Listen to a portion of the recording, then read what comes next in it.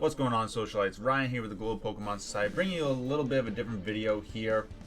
This is a thought experiment of what if a certain type was removed from the Pokemon games, never existed. How would that affect, the Pokemon, the moves, the overall competitive scene, etc. So we're going to take a look at the normal type. This is based on a video that I did see online, so I'm going to link that original video and channel down below so you guys can give the kind of the inspiration some love here. He definitely does a better job at editing than I ever could, but I think we're going to look at it a little bit differently than what he had, so hopefully you can appreciate both perspectives.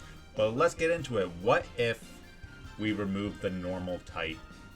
So the way we're going to go through this thought experiment is we're going to go from generation to generation, talking about how many normal types are introduced in that generation, how many of them were dual types, so they'll just lose the normal typing in our thought experiment, how many we feel are kind of pivotal to the game or that generation that we want to change their type to something that would also fit, and then how many we lose, and then what's our running total of Pokemon actually in the games. So first off with Gen 1 though, I do want to kind of talk about the meta real quick. So I want to talk about these four types, as these are the types that interact the most with the normal type in battle. I know Steel doesn't show up until Gen 2, but we're going to throw this in here because it's really Gen 1 and 2 that the competitive scene is kind of controlled by these normal types. And we'll talk a little bit about the specific ones as we go through the video here. But all these Pokemon are basically getting nerfs. Ghost is kind of like a nerf and a buff, but Rock and Steel were the two resistances to normal. So without the normal type, they do lose one of their defensive resistances. Not a big deal to Steel, which is just a good overall defensive typing, but Rock really doesn't have much going for it, so that's kind of a big nerf for Rock, especially in the early meta there for the Rhydons and the Golems of the world. Fighting gets a nerf, being the only type that was super effective against normal.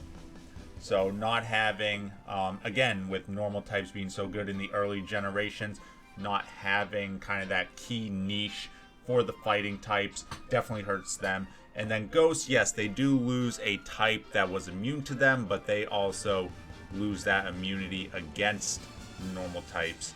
And that comes into play more in Gen 2 with the addition of Rapid Spin, Ghost blocking that. So it'll be interesting. I think when we go through the moves, we'll see that a lot of the normal type moves kind of just go over to fighting, kind of like the main thing. So Ghost will still have that sort of niche, but they do kind of lose that ability on some of those attacks and typings.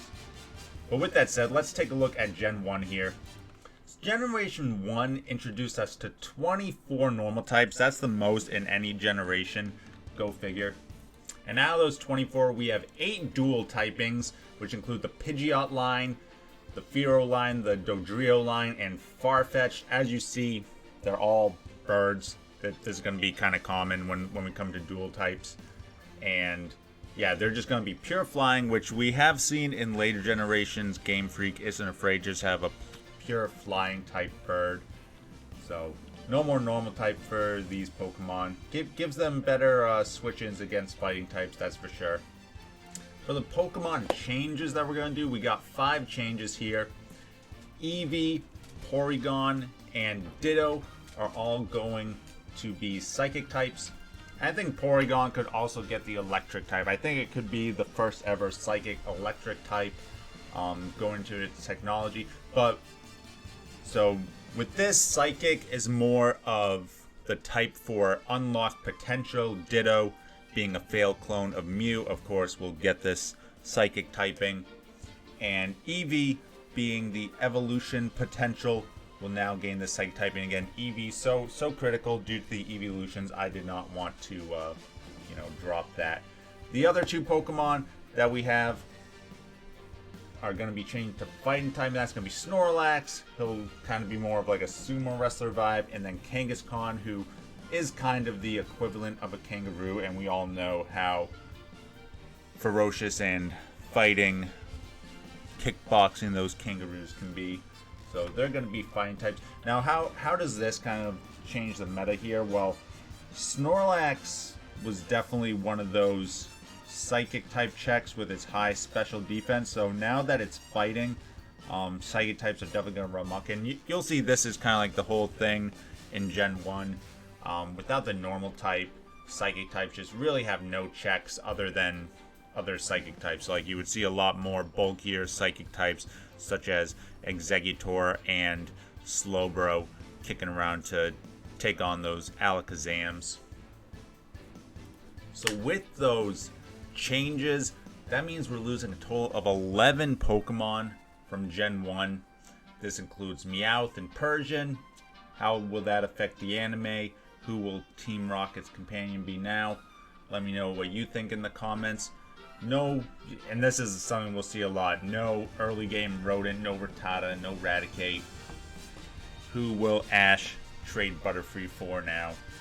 Tauros. Ash won't catch a million Tauroses, and really we see the Safari Zone stripped down quite a bit without Tauros and Chansey. Again, for the competitive scene, these two Pokemon not being in it is huge. Clefable also huge for the competitive scene, especially in some later generations. Just its great bulk and different, utility with all the attacks it can learn, and Wigglytuff as well. So Mount Moon also kind of losing quite a bit. And overall, that leaves Gen 1 closing out with 140 Pokemon. So you can already see we're starting to change some numbers here. Now, Generation 2 comes out and would have introduced us to 16 more normal types. Of those, we have 6 dual types that are now going to become monotype. Marill and Azumarill will be coming. Pure Water. Togetic going to flying, although we're going to look at it in the next segment. And Noctowl also going to pure flying. For changes this generation, since we're keeping Togetic, we got to keep Togepi. So Togepi's going to get the Psychic type again, now without normal. And we don't have Fairy yet. Stuff will change when we get to Gen 6, but we don't have Fairy yet, so a lot of Pokemon, some will go to Fighting, some will go to Psychic, etc. So they'll get Psychic, so now Togetic will be Psychic Flying, and of course we did the changes to Porygon, making it Psychic Electric, so Porygon 2 gets those changes as well. So Gen 2, we lose the most Pokemon from any generation. We're going to lose a total of 12 normal types, 12 Pokemon. These include some that we kind of kicked out last generation, including the baby forms Cleffa and Igglybuff, and Chansey's evolution Blissey. We lose another early game Rodent in the Sentret Ferret line. We lose the Bear, Teddiursa, and Ursaring. No Whitney. What type will replace Whitney's normal type gym? No rollout Miltank to crush our 8-year-old dreams. Dunsparce gone. Smeargle gone. There's some big changes there for sure. And again, from the competitive side, you do see no Blissey means no huge special wall. And Smeargle has a lot of implications for doubles as well. And after losing all these Pokemon, that brings the Pokedex now to 228. Celebi ending up being number 228. On to Generation 3, the Advanced Generation Ruby and Sapphire. We're introduced to 18 normal types. And we have some dual types here, including the Swellow, Tailo line, our early route bird, of course, becoming pure flying, and Swablu, before it evolves into Altaria, is just going to be pure flying as well. In Gen 3, we have the most changes so far with 8. We're going to change Azurill to pure water type to fit with the Marill line. We're going to take the Slacking line and make it fighting, so Norman will now be a fighting type gym for us. We can't lose our dad in the only game that we got, so he'll have to be like Armin or something, maybe he hits you with his arms. And I think that also kind of fits with the Snorlax sumo wrestler sort of thing. as well as Slacking's pretty unique design and truant ability. We're also going to make Zangoose fighting type. Now, this is an interesting interaction with Seviper, which is its counterpart. Seviper now will resist Zangoose, so you can kind of put that in the lore a little bit. Zangoose, of course, always hunting down Seviper. Now Seviper is able to resist its attacks. Maybe Seviper now becomes a poison dark type, so it's still neutral to it. Who knows? But we're not talking about Seviper here. And last, we got the Delcatty line and Cast Form going Psychic type. Delcatty already kind of looks like it could be Psychic type. And of course, Cast Form, we're talking about the potential with its weather forms. That gives it the Psychic typing. In Gen 3, we lose some big fan favorites here. Again, we lose another early route rodent, just exterminating all the pests here from around those first couple towns out in the woods. Zigzagoon and Lanoon are gone. Kecleon, fan favorite, especially once it got its protein ability, goes bye-bye. Spinda, the Dizzy Panda's gone, and then the X-Bow line, probably the biggest nerf here, losing that sort of special attacking prowess in kind of lower tier competitive. We're not going to add any special sound types or anything, so X-Cloud gets dusted. And after that Thanos snap, we're now left with 356 Pokemon after Gen 3, so we're still ticking up there quite a bit. Now in Generation 4, Diamond and Pearl, going to the DS now, we're introduced to 17 more normal types. Looking at the dual types, we have 6 dual types, including the Staraptor line, Babarrel, Togekiss, and Chatot. So Staraptor and Chatot will just become pure flying.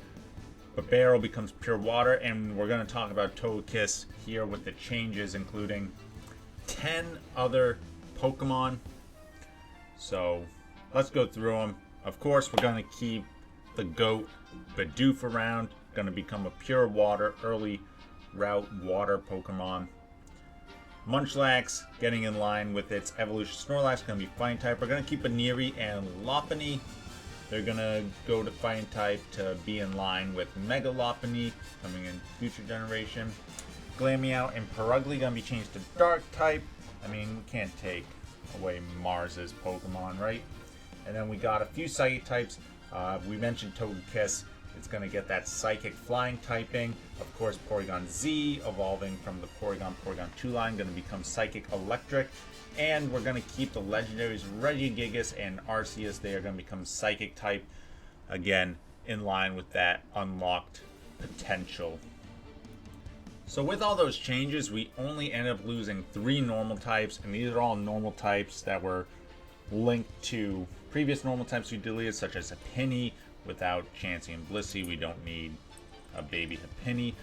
No Apalm means no Ambipom, and no Lickitung means no Licky Licky. So we don't end up losing too many Pokemon, and now we're at a running total of 460 unique Pokemon. Going on to Gen 5 Black and White, we have another 17 unique normal types. Of course, the Unova region, unique in that it added the most Pokemon since Gen 1 with another 150 of their own unique Pokemon. And out of all those Pokemon, we have 8 representing the dual typings. We have the birds, the Unpheasant line, and Braviary becoming pure flying, Deerling and Sawsbuck becoming pure grass, and then the Meloetta forms, either psychic or fighting respectively. Now another unique thing about Gen 5 is this is the only generation where I am not going to change any of these Pokemon. I don't think any of them were super unique or beneficial to the game, or they just couldn't really fit into another type. I mean, we're going to lose some good ones here, for sure. Losing 9 Pokemon. Again, another early rodent, Watchog, gone. We lose a good boy Stoutland and his line. Buffalant, there's no cows in this world. We already got rid of Tauros and Miltank. No buffaloes, no bisons. Cinccino, going away, and Audino. So again, these kind of affect some of the lower tiers, Audino being a lower tier wall and support Pokemon. Despite these losses though, we get our biggest jump in the Pokedex number, even more than Gen 1. Now up to 607 Pokemon in the Pokedex. Moving on to Gen 6, X and Y, we're introduced to 8 more normal types, and we're also going to talk about Mega Evolutions just a little bit here. We're not going to count these Mega Evolutions into our number since they don't actually take up a Pokedex number, but of course, due to our changes to Lopunny and Kangaskhan, they will be fighting type. Pidgeot will just be flying type, and Mega Audino goes bye-bye. As far as the dual types go that are going to lose the normal typing, we have 6, including Fletchling will be pure flying, Diggersby will go to ground type, Pyroar, fire type, and Heliolisk and Helioptile, pure electric typing. Now with the Fairy type being introduced in Gen 6, we can finally give Azumarill and the Togekiss lines their Fairy typing, so that'll mean Marill and Azumarill will become Water Fairy. Togepi will be pure fairy, and Togetic and Togekiss will be fairy flying.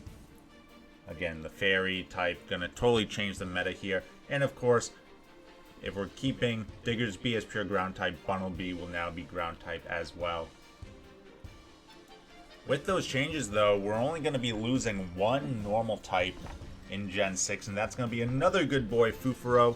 So all you pet groomers out there who love changing your Fufaro's hairstyle around, unfortunately won't be able to do that.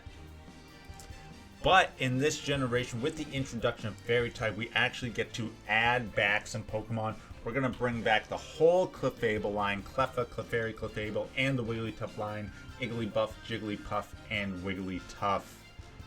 So now that we're adding the Fairy type, we can bring some Pokemon, and you're going to see in the next generations we're going to bring more Pokemon back as well. So these will be brand new. Like, imagine being introduced to Clefable here in Gen 6. Everyone would be saying, how could they add such a busted Mon, not knowing that it's been around since Gen 1. So with all that, we are now up to 690 Pokemon in the Pokedex at the end of Gen 6.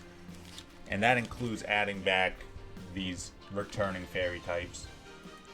Gen 7 now, Sun and Moon, adds 12 normal types. How many of them are dual types?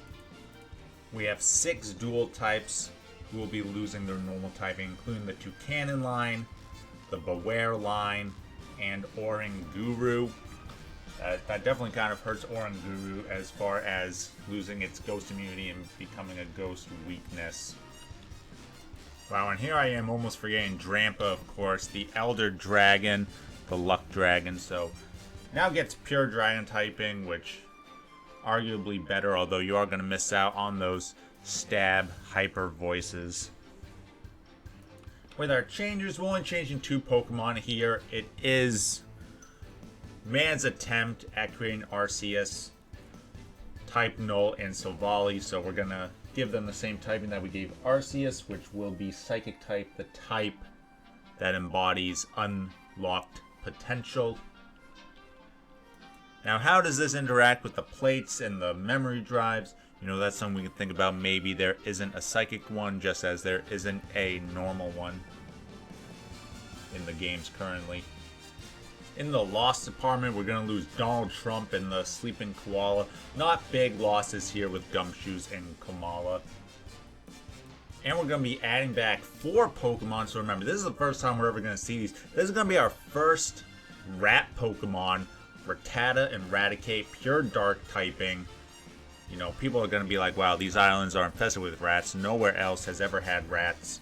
And we're also going to get Meowth and Persian as dark types. Now, people are going to say, you know, these are just copies of Glameow, but we're going to give Meowth its signature move, Payday. Of course, that will now be a dark type, reflecting the greed that comes with a capitalistic society, and really the dark nature of working a 9 to 5 for that paycheck. With those changes, the Pokedex number now goes up to 786 at the end of Gen 7. That includes Melmetal as well, so Melmetal number 786.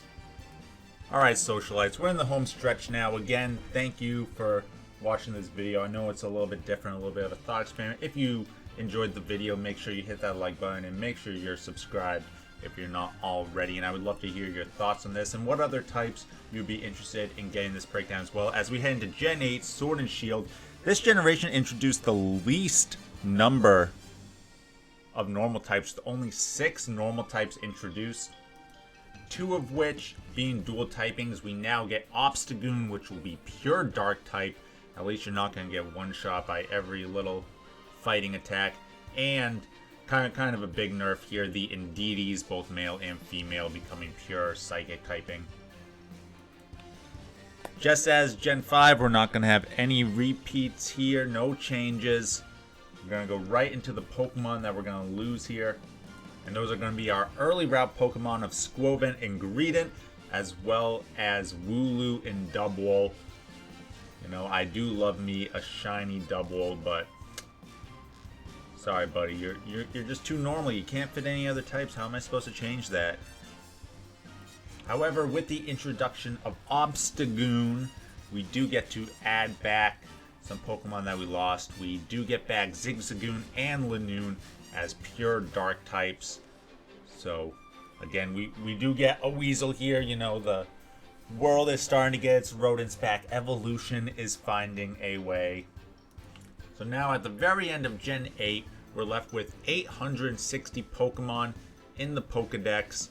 That is where our good buddy Calyrex will now be number 860.